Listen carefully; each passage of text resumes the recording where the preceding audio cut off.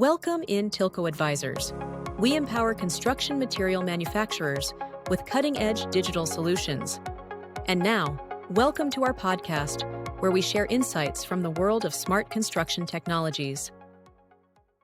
Welcome to today's deep dive. For this one, we are tackling a pretty massive stack of technical sources. We've got the latest guidelines from the EU's eco-design for sustainable products regulation, some really complex architectural white papers from the Surpass 2 consortium. And those implementation insights from DPP AS, which are, super detailed. Exactly. Really hard-hitting stuff. So our mission today is to explore the hidden mechanics of digital product passports, or DPPs. We all know these are becoming a mandatory reality in the European market. Right. And on the surface, for you, the listener, whether you're a consumer or a regulator, it sounds like a brilliantly simple concept. It really does. You just scan a QR code on a physical product and instantly you see its entire life cycle. Its carbon footprint, its repair manuals, its material composition. Yeah. But the critical question we are dissecting today is, where does that data actually come from? Right, because that is the core puzzle here.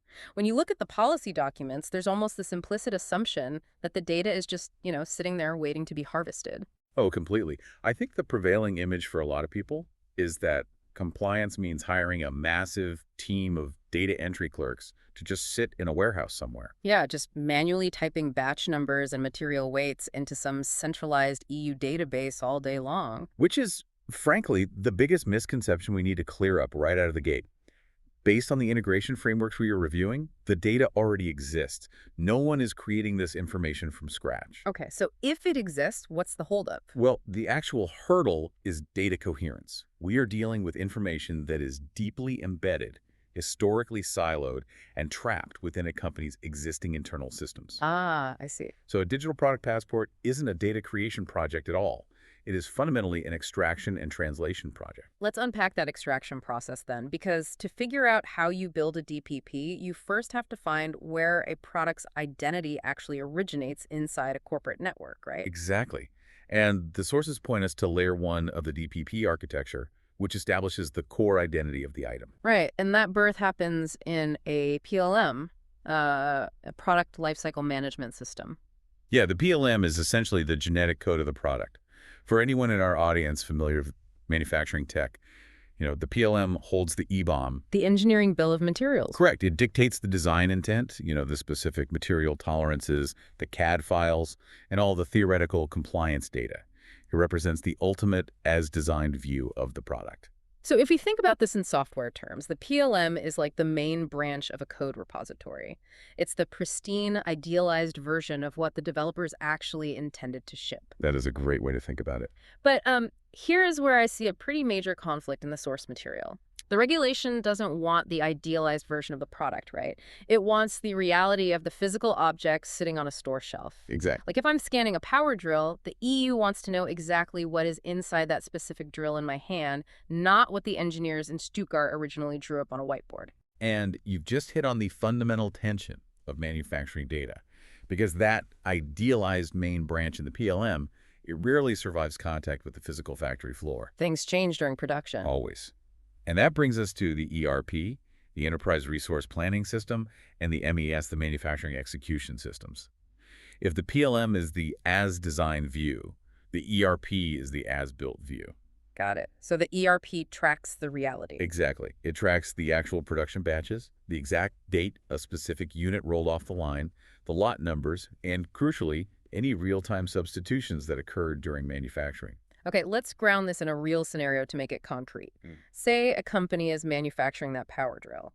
The PLM specifies a very specific, 10-millimeter aluminum screw for the casing supplied by a vendor in Germany. That's pretty standard. But on a Tuesday in November, the assembly plant in Vietnam runs out of that specific aluminum screw.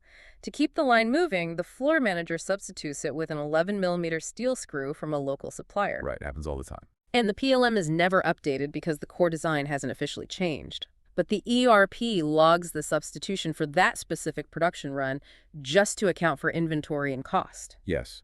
And in a pre-DPP world, that discrepancy barely mattered outside of internal auditing. But in a post-DPP world, It is an absolute compliance nightmare. Because the data doesn't match the physical product anymore. Precisely. If your digital product passport just blindly pulls the E-bomb from the PLM via an API, you are effectively lying to the recycling facility that eventually scans that drill. You're telling them to expect aluminum when they are actually going to encounter steel. Wow. So the very first technical hurdle for a manufacturer isn't even talking to the EU. It's forcing their own PLM to reconcile with their own ERP. Yes, you have to map the engineering bill of materials to the manufacturing bill of materials, the MBM, just to figure out what you actually built on that specific Tuesday. And I imagine that's not just a simple copy-paste job. Oh, not at all. That reconciliation requires incredibly complex mapping tables. You're dealing with systems that don't share a common data dictionary. They speak different languages entirely. Exactly. The PLM might categorize a component by its engineering function, while the ERP categorizes that exact same component by its procurement cost center. Which means bridging that gap requires a massive internal data standardization effort before you can even think about generating a public-facing QR code. You literally can't generate an accurate one without doing that cleanup first. Okay, let's push this even further because our sources highlight an even bigger blind spot. Let's assume a company achieves the impossible. They perfectly align their PLM and their ERP. Okay, a perfect internal system. Yeah, they know with 100% accuracy what was designed and what was physically built inside their own four walls. But the eco-design regulation demands Layer 2 and Layer 3 data too. Right. Material and sustainability data and life cycle event data. Exactly. So this means knowing the carbon footprint, the deforestation risk, and the exact origin of the raw materials. Which completely exposes the limits of internal systems.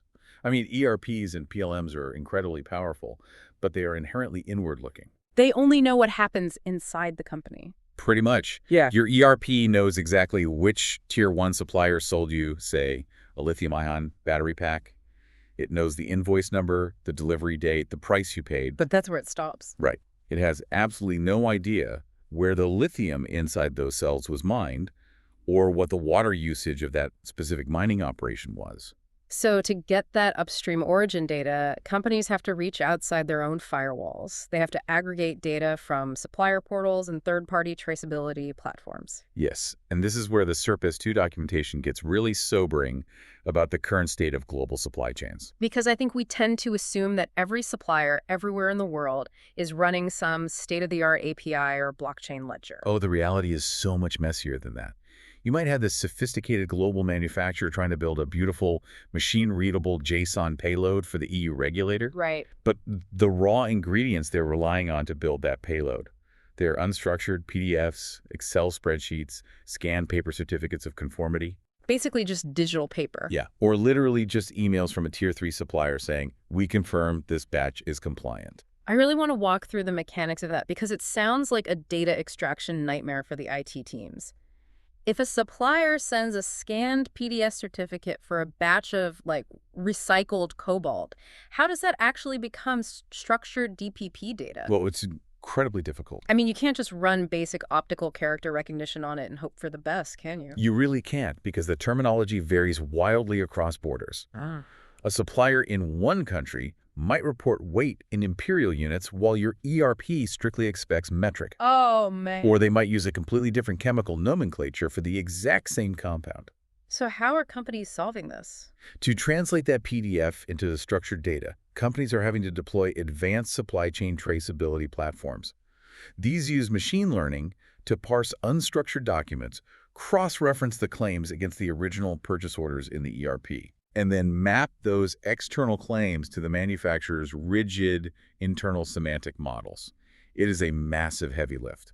It honestly reminds me of a terrible group project back in school where everyone used different, completely incompatible software. That is a perfect analogy. You've got the logistics team's ERP speaking in production runs, you've got the engineering team's PLM speaking in revisions, and you have a massive network of global suppliers communicating in scanned PDFs. The Tower of Babel problem is exactly how the industry conceptualizes this. Every single one of these systems has its own update cycle, its own distinct data model, and its own internal owner. And crucially, not a single one of them was architected with the concept of a digital product passport in mind. Right. They were built for internal efficiency, not public transparency. Which brings us to the core issue of data silos and how dangerous they actually are for regulatory compliance. The DPP AS Insights spend a lot of time talking about governance. Yes, governance is huge here. Let's unpack how governance actually functions in this context, rather than just treating it as a corporate buzzword. Because if a company doesn't establish a strict hierarchy of data, they are going to push completely conflicting information to the public. Let's look at a concrete example of how this breaks down without governance. Take a really simple metric, like product weight. Okay, product weight. Simple enough. You would think so. Yeah. But the engineering team owns the PLM, right? And their CAD models calculate the product's net weight at exactly 2.1 kilograms. Because that's the bare product. Right. But the logistics team owns the ERP, and their system lists the weight at 2.3 kilograms because it automatically includes the cardboard packaging used for shipping. Okay, I see where this is going. It gets worse. Meanwhile, the sustainability team uses a standalone life cycle assessment tool, an LCA, and that tool pulls the 2.3 kilogram figure from the ERP to calculate the shipping carbon footprint. Oh, wow. So if the EU regulation requires the net weight of the physical product for end-of-life recycling metrics, which system is the authoritative source of truth? And that is the exact question a data governance board has to answer. Governance isn't just an IT protocol. It is establishing a clear stewardship model across the business. So they have to pick a winner. Basically, yes. The company has to formally dictate that the PLM is the undisputed system of record for net weight, while the ERP is the designated system of record for gross shipping weight. And how does that apply to the DPP itself? When the digital product passport is compiled, the integration layer must be hard-coded to pull that specific net weight field exclusively from the PLM. It has to override any conflicting data in the ERP or the LCA tool. So without that explicit mapping and governance, the DPP just becomes a megaphone for a company's internal data conflicts. Exactly. You are just broadcasting your own structural messiness directly to regulators and consumers. And this requires a really massive master data management strategy, doesn't it? You have to map every single field required by the ESPR back to a designated internal owner before you write a single line of code for the API. Absolutely. The data mapping comes long before the software engineering. Speaking of software, let's talk about that code and how the DPP actually materializes. Because we've established that you can't just force ERPs, PLMs, and thousands of suppliers to magically merge into a single flawless piece of software. No, that would be impossible. So the technical solution outlined in our sources is that the DPP is an integration layer. And that is a vital distinction. A massive misconception out there is that implementing a DPP means decommissioning your old systems. Like ripping out your whole infrastructure. Exactly, which is not true. You do not throw away your ERP. The DPP is an integration layer, a middleware, that sits on top of your existing landscape. So it's more like a bridge. Yes. It aggregates the authorized data points, formats them to the specific semantic standards required by the regulator, and exposes them to the outside world via a unique identifier. Typically, that's a GS1 digital link. Right, and for you, the listener, a GS1 digital link is essentially a smart, web-resolvable URL that's embedded right inside a QR code. But what actually happens when someone scans that link is where the architecture gets truly fascinating. The Surpass 2 documentation uses this term, deplatformization. And this represents a complete inversion of how most of us think about data sharing today. It really does. Yeah. Because we currently operate in a platform economy. Yeah. If you want to share data, you push it to a centralized platform. Like uploading a video to YouTube. Exactly. You upload it to a cloud server owned by a third party. And the initial assumption about the EU's product passport was that manufacturers would have to upload all their proprietary supply chain data to some giant centralized European database. But deplatformization means that isn't happening at all. The new model operates much more like the domain name system, the DNS of the internet. Yeah, you could think of it as the World Wide Web for machine-readable product data. Under deplatformization, you maintain complete data sovereignty. Meaning you keep control of your own files. Exactly. You keep your product data on your own infrastructure, or maybe hosted with your chosen DPP service provider. The EU's central registry doesn't hold your data. It acts as a phone book. Oh, that makes sense. It simply holds the address of where your data lives. When a stakeholder needs the information, they query the registry, get the address, and then they come to your server to request it. Great. I need to challenge the feasibility of that setup for a second. If the data stays on the manufacturer server, but any stakeholder can request it by just scanning a QR code, I mean, how do you prevent industrial espionage at scale? It's a very valid concern. Right, because I can easily imagine a scenario where a competitor walks into a hardware store, scans the QR codes on 50 different power drills, and just attempts to download the entire supplier network, the EBOM, and all the compliance documents to reverse engineer the supply chain. The architecture absolutely anticipates that exact threat, which is why the DPP is not a single, publicly accessible document. Okay, so how does it protect the sensitive stuff? It utilizes a highly sophisticated, multi-tiered permission model. The GS1 Digital Link acts as an API gateway that dynamically detects the authorization level of the person scanning it. Let's break down how those tiers actually function in practice, because that sounds really complex. Sure. So Tier 1 is open public access. When a consumer, or frankly a competitor, scans the code with a standard smartphone camera, the resolver routes them to the public payload. And what's in that public payload? Only what the regulation mandates must be visible to everyone. So general product information, basic recycling instructions, and maybe the top-level carbon footprint score. It is heavily sanitized. Okay, but what about the deep data, the specific chemical declarations, the disassembly blueprints, the factory origin audits? I assume that sits in Tier 2. Exactly. But how does a legitimate regulator access that without needing a username and password for every single manufacturer's custom portal? Because if a customs agent in France has to memorize login credentials for millions of different global brands, I mean, the system collapses immediately. It would be unworkable. And this is where we get into advanced cryptographic trust models. The system doesn't rely on usernames and passwords at all. Oh, really? No, it relies on federated identity management and verifiable credentials. We're talking about technologies like decentralized identifiers, or DCLIDs. Okay, DIDs. How does that work for the customs agent? The customs agent in France doesn't need an account with the drill manufacturer. Their scanning device holds a cryptographic credential issued directly by the European Union, which mathematically proves they hold the role of a certified market surveillance authority. Okay, so the authentication is role-based, not identity-based. Exactly. When the agent scans the QR code, their device performs an instant cryptographic handshake with the manufacturer's DPP endpoint.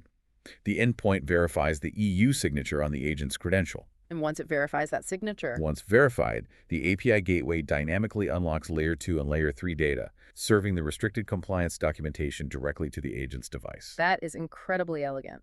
It is. The manufacturer controls the data entirely, but the cryptographic infrastructure allows for seamless, secure interoperability across all 27 member states. So if I'm wrapping my head around this, the QR code is just the physical anchor on the product, the GS1 digital link is the router, and the verifiable credentials act as, like, a digital key card to unlock specific rooms within the manufacturer's data architecture. That is a perfect summary. The exact same physical passport serves the consumer checking if a plastic casing is recyclable, and the customs agent verifying upstream supply chain compliance. They are just interacting with different authorized slices of the exact same unified record. Which really brings us back to the sheer scale of what companies are facing here. Implementing this system requires a level of internal data maturity that, frankly, very few organizations currently possess. Oh, very few. It's a monumental shift. So, to bring this all together for you, the listener, if you are tasked with prepping your organization for ESPR compliance, or if you are simply tracking how the circular economy is going to be enforced, the crucial takeaway here is that a digital product passport is not an IT procurement project. Definitely not. You cannot just buy a piece of software, install it, and magically achieve compliance. Right. It is fundamentally a data cleanup, standardization, and governance mandate. True transparency requires tearing down your internal silos long before you ever generate a single QR code. You have to force your KLM's idealized design to actually reconcile with your ERP's messy manufacturing reality. You have to translate your supplier's unstructured PDFs into rigid, machine-readable semantic models. It demands a total reevaluation of how a company values its own internal knowledge. And that leads to a profound shift in the philosophy of manufacturing. Historically, all the engineering rigor, the quality assurance, the rigorous maintenance that was entirely focused on the physical product itself, the data was just a byproduct. Something you threw in a filing cabinet. Right. But we are now entering a regulatory environment where you must treat your product data with the exact same engineering discipline as the physical object itself. The physical item and its digital shadow are becoming permanently inseparable. Which leaves us with a pretty massive, provocative question for the future of global trade. If this data is now heavily regulated, publicly visible, and absolutely essential for market access and consumer trust, What happens next? yeah, will the successful companies of the next decade be the ones who compete not just on who manufactures the best physical widget, but on who engineers the most reliable, transparent, and seamlessly integrated data product alongside it? It completely turns data architecture into a primary competitive advantage. It really does. So next time you pick up a power tool or a laptop or even just a piece of clothing, look for that QR code. Try to look past the physical object in your hands and imagine the vast, tangled, hidden network of data. The engineering blueprints, the real-time factory floors, the global supplier networks that all had to be perfectly aligned and cryptographically secured, just to tell you the simple story of what you are holding. Thank you for joining us on this deep dive. That's it for today's episode. We hope you enjoyed exploring how digital workflows are transforming the construction industry. Don't forget to subscribe and join us next time for more insights into building smarter. Head over to our website. You'll find everything you need to keep building smarter. To give you the best listening experience, our